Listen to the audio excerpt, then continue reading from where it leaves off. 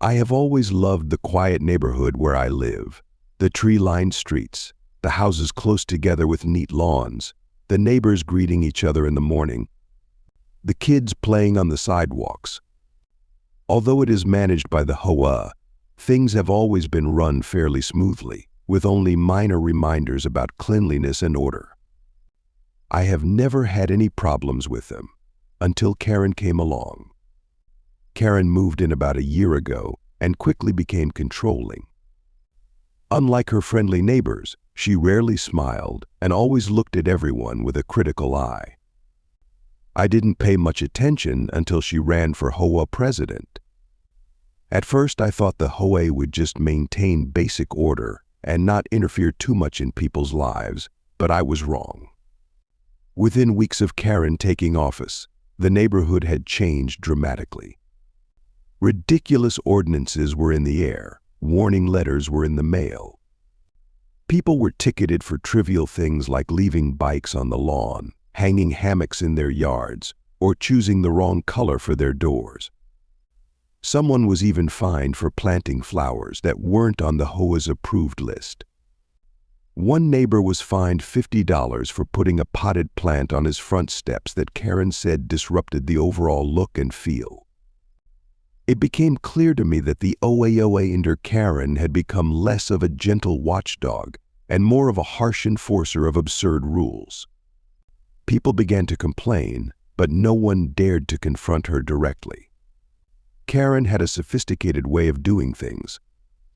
She never directly threatened anyone, but she always used rules to get people to do what she wanted. If someone didn't comply, Karen would send a reminder letter, then a warning, and if they still didn't fix it, the HOA would impose a fine. For many, this was a small fee, but for others, it became a real burden. Fear of the HOA crept into the neighborhood, making everyone wary of even the smallest violations. However, I wasn't the type to succumb to unreasonable rules. I valued my freedom and didn't accept anyone imposing control over my life just because they had a position in the HOA. I tried to remain neutral, but as the rules became more and more unreasonable, I knew that sooner or later I would be Karen's target. And that came one fine morning when I received a letter from the HOA. A white envelope with the logo printed boldly on the left corner, neatly placed in my mailbox. I opened it, read the contents, and immediately frowned. Landscaping violation notice. We have discovered that you have placed an inappropriate planter on your front porch in violation of HOA Landscaping Regulation 14, Section B. Please remove or relocate the planter within 24 hours to avoid further penalties. I read it again, trying to find something that made sense in this letter, but there was nothing. The potted plant they were referring to was a bonsai tree that I had cared for many years. It did not obstruct the path, did not cause any aesthetic problems or affect anyone. I placed it on a small shelf in the corner of the porch, where the light reached just enough to maintain the growth of the tree without burning the leaves. I loved this bonsai not only for its beauty but also for the patient care I had put in. A bonsai tree is not just a potted plant. It is the result of many years of meticulous pruning and training, a symbol of patience and the art of living. I had never seen an HOA rule that forbade a potted plant on the front porch. I knew HOA rules better than anyone, not because I was interested in them, but because I wanted to make sure I wasn't inadvertently violating any of them. I flipped through the rules booklet they gave residents upon move-in, scanning it line by line. As I remembered, there was nothing against having a small potted plant in front of the house. The landscaping rules only mentioned keeping the lawn neat, not parking on the public sidewalk, and limiting climbing plants that might damage the front of the house. And now, the HOA was blatantly declaring that my bonsai was in violation. I didn't have to ask who was behind this. Ever since Karen became president, the HOA had started acting as if she had the power to make all the decisions, regardless of whether they were reasonable or not. I'd seen the ridiculous warning letters sent to many homes in the neighborhood, but this time it was directed at me. What bothered me most was the ridiculous absurdity of the situation. A bonsai, something small, delicate, and completely harmless, was being treated as a violation that needed to be dealt with immediately. I took a deep breath, feeling my anger rising. I could easily have removed it to avoid trouble, but I didn't want to. Not because I was being stubborn or defiant to the HOA, but because I knew that if I gave in this time, Karen wouldn't stop. Today it was a bonsai, tomorrow it could be anything else she deemed inappropriate. I don't want to live in a neighborhood where residents have to worry about what's in their yard that will get them the next warning letter. I decided to leave it as is. If the HOA wants to continue, they'll have to find another way. I took the letter, folded it neatly, and set it on the table. I wasn't going to remove the plant. If the HOA wanted to make things difficult for me, they would have to come up with a better reason than this. And if Karen thought I would succumb to her self-imposed authority, she was going to be disappointed. The absurdity of the situation annoyed me. Not the demand to remove the little bonsai, but the way the HOA, or Karen, was trying to exert power over me. I had checked the rules and knew I wasn't breaking them. If I gave in, I would be admitting that the HOA could make rules without reason. I stepped out onto the porch and looked at the bonsai. The small tree with its lush green foliage looked so peaceful, in contrast to the anger simmering inside me. It stood there, straight and calm, as if it didn't know it had just become the center of a bizarre argument. Throughout the day, I went about my daily chores as usual, but there was a sense of anticipation. I knew Karen wasn't the type to let anyone who didn't follow her orders go unpunished. My prediction quickly came true. The next morning, as I walked out to get the paper, I found another letter in the mailbox. It was still a white envelope, with the HOA logo printed on the left corner. I opened it, and this time the tone was firmer. Second warning, we have noticed that the previous request has not been followed. Failure to comply with HOA regulations may result in penalties under the adopted bylaws. This is the final warning before the HOA takes further action. I read the letter to the end, then sighed and shook my head. I knew Karen wouldn't let this go, but what struck me as funny was how she was acting as if I had committed a serious crime. Was a small bonsai pot on my porch worth this kind of threat? I didn't reply, didn't respond, and didn't move the pot. I wanted to see how far HOA could go. Over the next few days, I started to notice Karen's judgmental looks. She walked around the neighborhood more often, and every time she passed my house, she would stare at the bonsai pot as if it were a personal insult. I saw her occasionally stop, make a note in her notebook, and then continue walking with a displeased look on her face.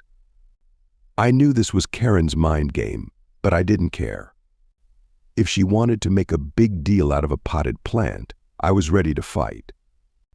A week passed, and the bonsai was still there, untouched. I didn't receive another letter from the HOA for a few days, thinking they had given up. But I underestimated Karen's stubbornness. When she couldn't get me to move the plant voluntarily, she decided to take things to the next level, in a much more ridiculous and dramatic way. That morning, as I sipped my coffee, enjoying the cool breeze, the peaceful atmosphere was suddenly interrupted by the shrill sound of a police siren. I put down my coffee, frowning as I looked out onto the street. 2 police cars were parked right in front of my house, their lights flashing but no sirens. 2 officers stepped out, their faces serious but unhurried.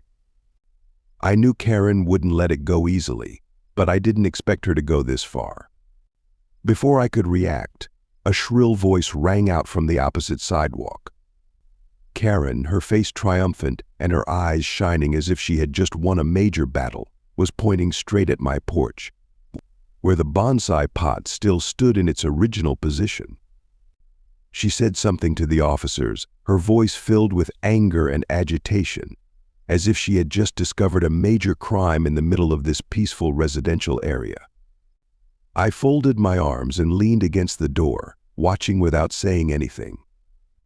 I wanted to see how much she could blow this out of proportion. The officers nodded, seemingly trying to listen patiently, but I could tell from their body language that they didn't really believe they were dealing with a serious case. After Karen finished speaking, one of the officers stepped up onto the steps and looked at me neutrally. I'd lived in the area long enough to know that the police here weren't easily swayed by unreasonable complaints. They had enough experience to know when they were being dragged into something trivial. But I also knew that they had a duty to respond to 911 calls, no matter how unreasonable the content of the call. Karen's call over a bonsai pot showed that she had lost her patience.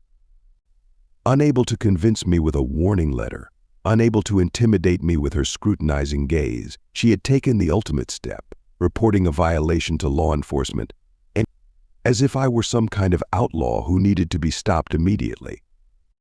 I looked around and noticed that a few neighbors had gathered around, curious about the strange scene. Some just watched from a distance, others whispered to each other, clearly finding the whole thing ridiculous. I could see a few trying not to laugh, because everyone knew the real reason the police were here wasn't a serious crime, but Karen's spite. I sighed, walked down the steps, and stood in front of the police. I knew what they were going to say. No arrests, no tickets, nothing worth writing about. But Karen had gone too far to back out without losing face, and I was curious what her excuse would be. Either way, I was ready to see her realize the biggest mistake she'd made since becoming HOA president. The policeman in front of me kept his composure, but his eyes were tired, not because of the seriousness of the incident, but because he had been dragged into a ridiculous situation that should not have existed. He looked at me, then at the harmless bonsai pot, raising his eyebrows slightly before turning to Karen, who was standing to the side, her face red with anger, or because she thought she was about to win. The younger policeman took out his notebook, but only flipped through it as if searching for a reasonable excuse to justify his presence. I saw him suppress a sigh. Finally, the older policeman spoke, his voice calm but with a hint of well-concealed frustration. I didn't have to hear the rest of his sentence to know that the police immediately realized they were dealing with a minor incident. Calling 911 to report a potted plant that didn't comply with HOA rules was not on their list of emergencies. They weren't there to resolve a dispute over a plant, and they certainly didn't want to be used as a tool to satisfy the anger of a woman abusing her HOA power. Karen, of course, wasn't having it. She quickly interjected, pointing at my bonsai as if it were evidence of serious criminal activity. I could see her trying to convince the officers that this wasn't simply an internal HOA issue, but a violation that warranted law enforcement intervention. Unfortunately for Karen, these two officers weren't the type to be drawn into such ridiculousness. The younger officer closed his notebook and nodded slightly to his colleague. Though neither of them said it outright, I could tell from the look they exchanged that they had decided that the situation was not worth another minute. The older officer turned to me again, this time with a faint smile, not exactly approving, but also not a sign that I had anything to worry about. I stood still, waiting to see what would happen next. Karen, realizing that things were not going in the direction she had hoped, began to lose patience. She continued talking, her voice getting louder and louder, as if hoping that if she spoke loudly enough, she could force the police to do what she wanted. But the problem here was not a lack of information or a misunderstanding. The problem was that this was not something the police should be concerned about in the first place. I could see the old cop's shoulders slump, a clear sign that he was losing patience. He cut Karen off politely but firmly, and this time his voice was less patient. I couldn't make out the words, but I got the message. This was not an emergency. This was a waste of police time. And if Karen continued to drag this out, she would be the one to be reprimanded for misusing the 911 line. I wasn't surprised to see Karen pale, but I didn't gloat. I just stood there, watching as the cops exchanged a few words, then prepared to leave without making any move on me or the Bonsai. They had made their decision, and it was clearly not in Karen's best interests. What was more telling was her reaction. I saw a flash of confusion in Karen's eyes, as if she had never thought of a scenario where she was not the winner. This moment was the beginning of her unforeseen collapse. Karen stood frozen, her face gradually changing from anger to confusion as she realized the situation was getting out of control. The two policemen, who were already impatient, could no longer hide their annoyance. The older officer folded his arms, tilted his head, and looked at Karen with the eyes of someone whose time had just been wasted. The atmosphere around them changed dramatically. Karen went from being proactive to losing control, and that made her more confused than ever. The police didn't have to say much. In a few short sentences, they made it clear that calling 911 to report an HOA problem was not an emergency and could be considered abuse of the hotline system. Karen opened her mouth to protest, but the younger officer spoke up, this time without his usual neutrality. He explained slowly but clearly that the police were responsible for responding to all emergency calls, but if the call was not truly necessary, then the reporter could be subject to administrative sanctions for wasting public resources. I looked at Karen and saw her pale slightly. She probably hadn't considered the possibility of retaliation in this situation. I said nothing. I didn't have to. The police were doing everything for me, and that made the situation all the more interesting. A few neighbors had gathered around, standing silently watching. I could see some trying to hide their smiles, while others just shook their heads, as if they were used to Karen's bullying and had finally gotten what she deserved. The older cop kept his calm but firm demeanor. He continued speaking, this time emphasizing that if Karen continued to call the police for HOA issues, she could be booked and reported to the local authorities. I could see her deciding whether to continue arguing or to stay quiet and make an honorable retreat. But the problem was that Karen's pride would never allow her to accept defeat so easily. I could almost feel her thoughts racing through her head, trying to figure out how to turn the situation around. But no matter what she thought, the reality remained the same. The police were not on her side. She took a deep breath, as if trying to calm herself. But her eyes said it all. She was angry, not at me, but at her own humiliation. When Karen couldn't use her HOA power to force me, she tried to rely on the police to do it, but the result was that she was the one who got warned. That was probably the most humiliating thing for someone like Karen, who was used to taking control and manipulating things to her liking. With nothing more to say, the officers finally decided to call it a day. They exchanged a few brief words, then turned and walked back to their cars without a backward glance. They knew enough to know that this wasn't worth wasting another second. Karen stood there, frozen, her face turning red with anger, pale with defeat. I took a sip of coffee, watching as the police car drove away, leaving Karen standing there alone, humiliated. I didn't say anything, but I knew she got the message. This wasn't my fight anymore. She'd backed herself into a corner, and now she had to face the consequences. Karen stood there, frozen, her eyes fixed on nothing as she tried to process what had just happened. The two cops left, leaving a heavy silence in the neighborhood, but it didn't last long. As soon as the police car was out of sight, whispers began to rise from the neighbors gathered across the street. I could see them exchanging glances, some smirking, others shaking their heads sarcastically.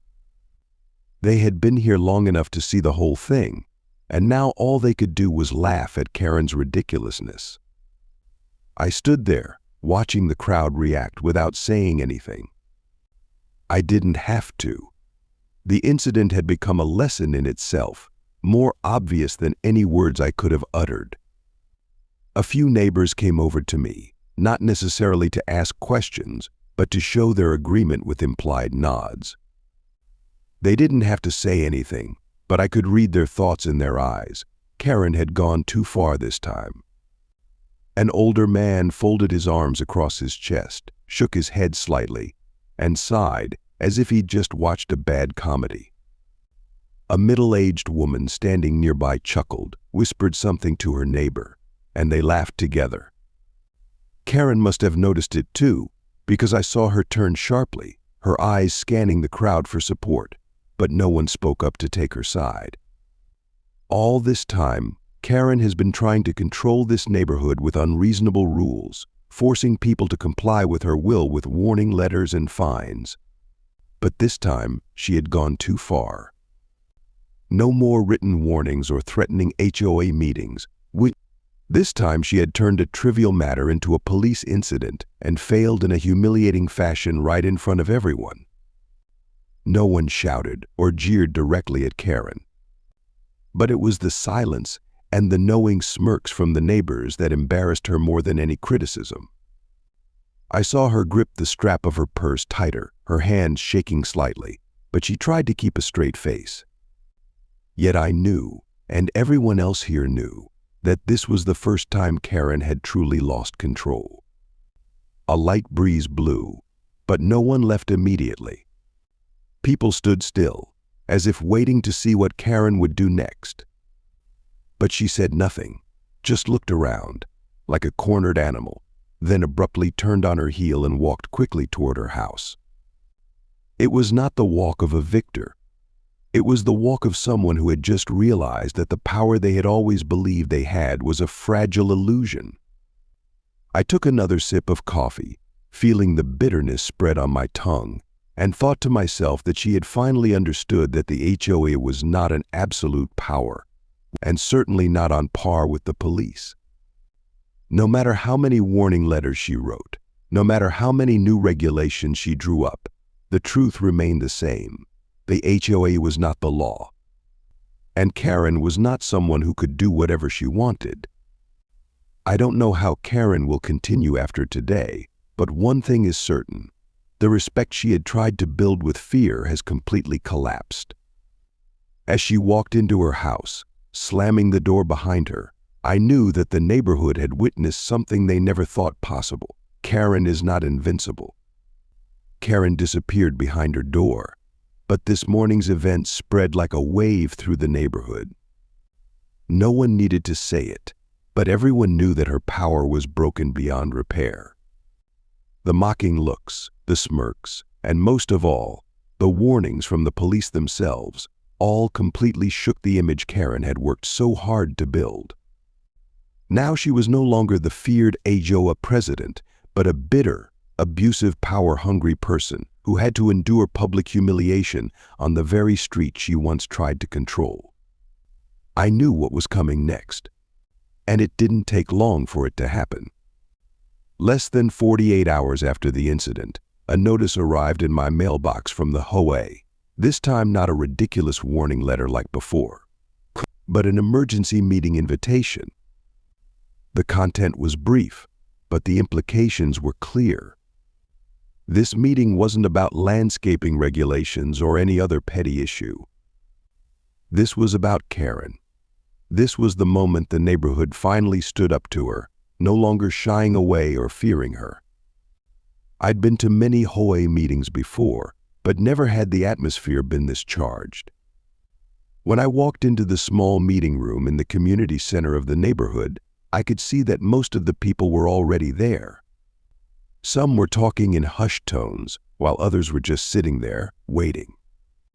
I wasn't surprised to see some familiar faces, people who had received unreasonable warning letters, people who had been hassled by the HOA for trivial matters.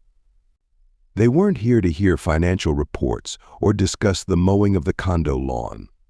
They were here for one reason, Karen. She sat in the center, her face rigid, her eyes heavy. Gone was her usual haughty air. Gone was the authoritative smirk that had graced her lips when she'd promulgated a new rule or sent out a warning letter. Karen was now a lone woman, surrounded by people she had once considered her subordinates. And no one here is on her side. The meeting began, and as I had predicted, it moved faster than any meeting before. A few spoke, expressing their displeasure with the way the OA was run under Karen. And others brought up the events of the day before, how she had dragged the entire police force into a pointless mess, wasting public time and resources for her own selfish gain. And when the police officer showed up to confirm that Karen had indeed been warned for abusing the emergency line, patience finally ran out. Karen couldn't argue. She tried to reason, tried to salvage the last shred of authority, but no one was listening. The days of HOAs being able to make arbitrary rules and residents having to obey them were over. When the vote came, no one was on her side. No one. The results were announced within minutes of the vote being counted. Karen was officially removed from her position as OAA president, stripped of the power she had tried to wield to dominate the neighborhood. She said nothing as she left her chair, just stood up, picked up her bag and walked out of the meeting room, her back stiff as someone who had just swallowed the bitterest defeat of her life. I didn't gloat. I didn't feel the need to smile or celebrate. I just felt relieved, not because I had won, but because the neighborhood was finally back to its normal state. No more meaningless warning letters. No more silly regulations created solely to satisfy one person's thirst for power. Just a neighborhood where people could live without fearing that one morning they would receive a penalty letter for planting the wrong kind of flowers or placing a bonsai pot on their porch. I walked back home, stepped onto the porch, and looked down at the bonsai pot, still standing in its place. It had never left. And I knew that from now on it would always be there, as a reminder of what had happened. A small, yet resilient symbol of how my neighbors and I stood up for our freedom. Karen had failed, but this was not just about a bonsai pot or an abusive HOA. This was about standing up against unreasonable rules, not letting someone dictate your life just because of the title they hold. If I had given in, the neighborhood would have been forever controlled by unreasonable laws. But just one small act like keeping the bonsai pot had become the spark for a larger change. What about you? Have you ever encountered Karens in your life? People who use their power to impose, people who think they can control everything because no one dares to stand up to them. Have you ever been pushed into a situation where the only choice is to give in or fight for what is right? If so, don't let fear control you. Speak up, ask questions, refuse unreasonable orders.